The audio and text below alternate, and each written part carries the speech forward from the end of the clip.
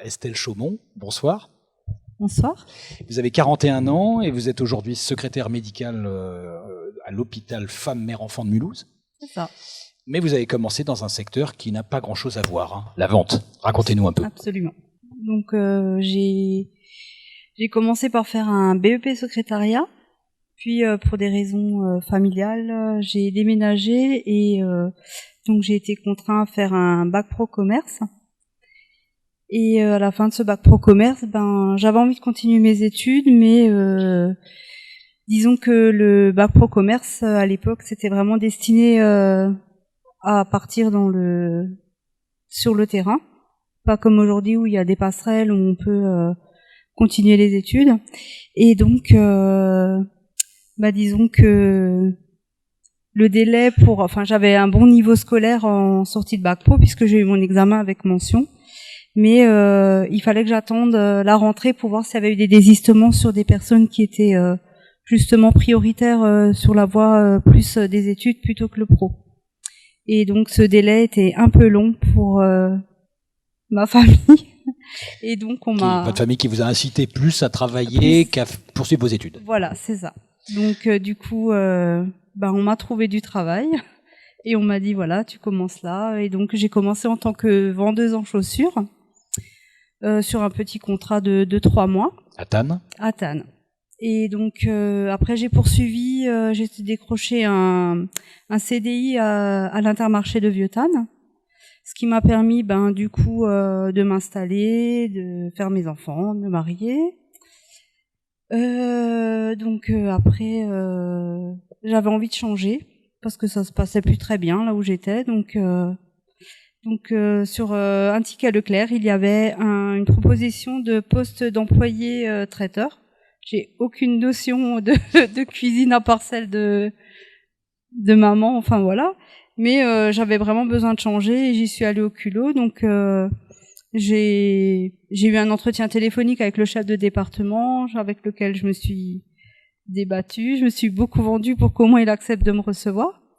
Et quand je suis arrivée, donc il m'a dit que le poste au traiteur n'était plus à pourvoir, mais qu'il avait un poste au rayon primeur à me proposer, à temps complet et en CDI. D'accord, donc au Leclerc de Cernay. Hein. Au Leclerc de Cernay, oui, c'est vrai.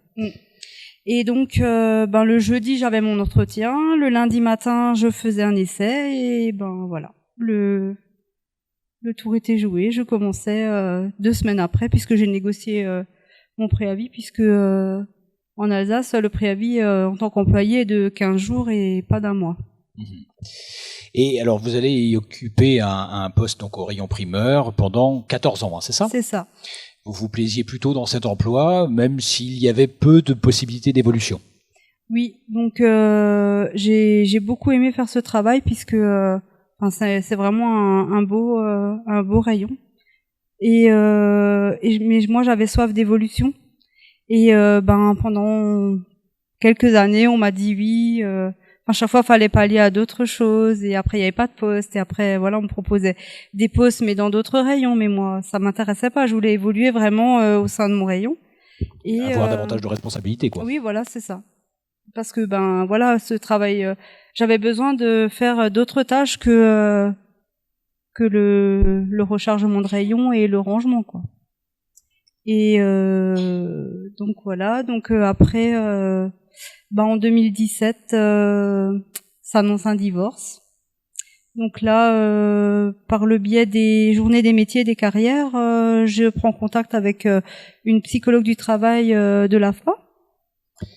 Divorce qui est finalement c'est le déclic pour votre conversion, cette rupture. Oui.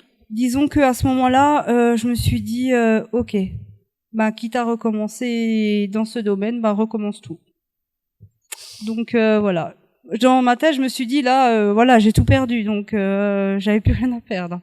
Puisque quand on a des engagements financiers sur une maison, des choses comme ça, Et des enfants. Oui, les enfants. Bon, après les enfants, je les ai pas perdus, hein, mais. je m'en doute.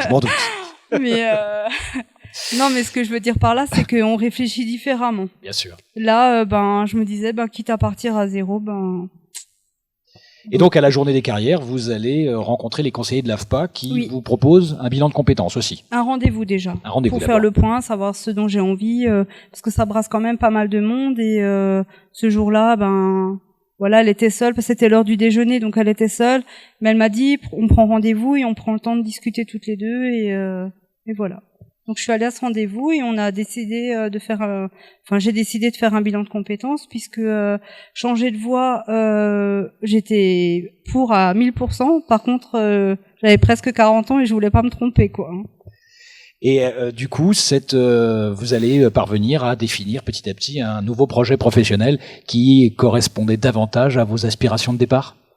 Oui, parce que en fait, le BEP secrétariat que j'ai engagé, c'était mon deuxième vœu au départ. Je voulais faire un BEP sanitaire et social. Donc ça, c'était juste pour la petite parenthèse.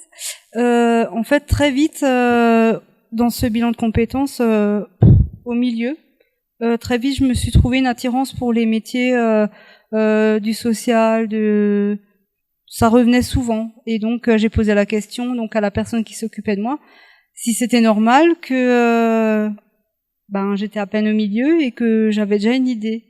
Et quand elle m'a demandé ce qui m'attirait, je lui ai dit, elle me dit au vu de votre profil, au niveau de votre personnalité, tout ce qui est ressorti jusqu'à présent, elle me dit, je pense que vous vous trompez pas. D'accord. Vous vous lancez donc dans une formation de secrétaire assistante médicale pendant 7 mois. 7 mois, oui. Ok. Projet financé par un CIF, c'est ça ? Un CIF, oui. Par votre employeur. Par mon employeur, et donc mon employeur était remboursé par le fonds GESIF. Ok, et ça ne vous a posé aucun souci, votre employeur non, plutôt de la bienveillance à l'égard de votre projet. Oui, j'ai été vraiment bien soutenue par mon directeur qui est aujourd'hui le PDG, et j'ai vraiment eu un bon accompagnement. D'accord. En avril 2018, vous obtenez votre diplôme à l'appui de 6 semaines de stage à l'hôpital de Pfastatt. C'est ça. Ok, et vous retournez donc sur les bancs de l'école, si j'ose dire, pendant que vos enfants, point commun avec vos voisines, sont aussi à l'école. C'est ça. Ok, quel regard vos enfants portaient sur cette reconversion à ce moment-là ? Alors ils sont pas très expressifs, mais c'est vrai que c'est pareil, c'est le côté, le fait de faire des devoirs et tout ça, ça les fait sourire. Et puis ils étaient d'un grand soutien. Vous encouragez. Parce que je me souciais quand même, parce que voilà, ça prend quand même du temps. Moi je travaillais d'équipe, donc j'étais toujours là au moins une demi-journée. On venait de divorcer, mon ex-mari et moi. Donc ça faisait beaucoup de changements et je les avais qu'une semaine sur 2 et en général j'étais là une demi-journée puisque je bossais d'équipe. Et là ça me faisait partir du matin jusqu'au soir. Mais voilà, je questionnais, on peut aller autrement et il m'encourageait, il me disait t'inquiète pas, fais. Et rapidement après avoir décroché votre diplôme, vous trouvez assez vite un poste, un CDD de 7 mois au groupe hospitalier régional à l'hôpital de Mulhouse. Oui, c'est ça, la nouvelle maternité, l'hôpital femme-mère-enfant à Mulhouse. Donc en juillet 2018. Oui, c'est ça. Vous avez dit au revoir au commerce à ce moment-là. Oui. Est-ce que la rupture s'est bien passée ? Très très bien. Donc j'ai commencé par prendre mes 5 semaines de congé pour me laisser le plus de chances possible de trouver du travail sans passer par la case licenciement ou autre. Et mais je suis partie aussi en vacances. Et voilà. C'est un point commun entre chacun de nos témoins, évidemment. Non, mais on a besoin. Faut quand même faire décompresser. Ouais, faut. Ouais. Ouais, et donc après, au bout de ces 5 semaines, j'avais encore pas eu de retour. Et donc je suis allée voir mon directeur et on a discuté, puis on s'est entendu pour se séparer de façon cordiale. Ok, donc un premier CDD de 7 mois et vous avez enchaîné avec un CDD d'1 an, c'est ça ? Alors j'ai un CDD de 7 mois, oui. Un CDD de 6 mois et là au mois d'août j'ai signé un CDD d'un an. D'un an, d'accord. Et au mois d'août l'année prochaine, c'est CDI. D'accord, normalement oui c'est ça, CDI à partir de. Oui, normalement parce que tant que c'est pas signé, voilà. Mais ma chef m'a encore dit ça hier midi. Elle m'a dit prochain contrat c'est CDI. Donc, Et aujourd'hui, si on fait le avant-après, vous vous épanouissez complètement ? Complètement. Oui. Je pensais pas qu'on pouvait être aussi épanoui au travail. C'est juste. Qu'est-ce qui vous plaît le plus ? Alors, j'aime la multiplicité des tâches. le côté humain, la relation. J'avais besoin quand même d'un travail. J'aurais pas pu avoir un travail de bureau où j'étais seule. J'aime le travail d'équipe, le fait d'organiser. On est quand même une charnière entre les patients et le médecin. On est quand même important. Hein. Donc ça nous donne, ça nous donne de l'importance et ça fait du bien.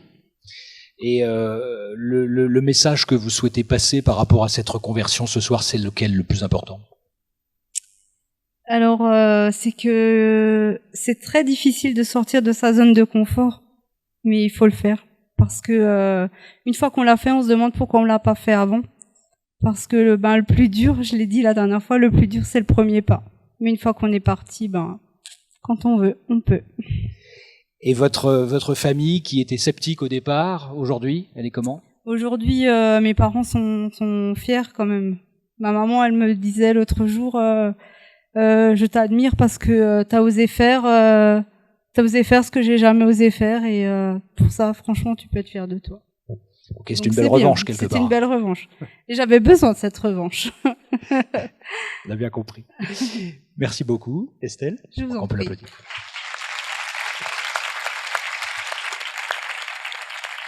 Je voulais savoir, justement, entreprendre une reconversion lors d'une séparation, c'est pas évident.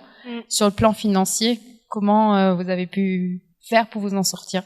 Donc en fait, j'étais financée, mon employeur me payait, donc j'avais mon salaire, et le FONGECIF remboursait mon employeur. D'accord. Donc j'ai pris un congé individuel de formation.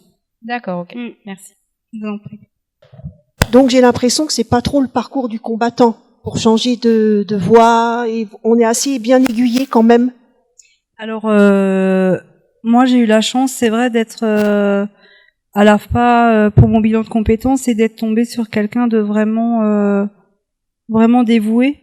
Et quand j'avais des questions, je pouvais régulièrement lui en poser. On est plutôt bien guidé, quoi. D'accord. Oui.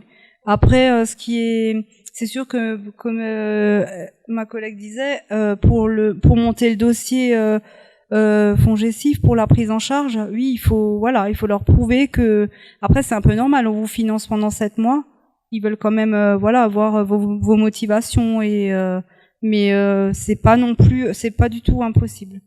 C'est juste que comme pour tout, faut quand même un petit peu au charbon. Voilà, un petit peu quand même. D'accord. Mais la difficulté, elle est pas insurmontable.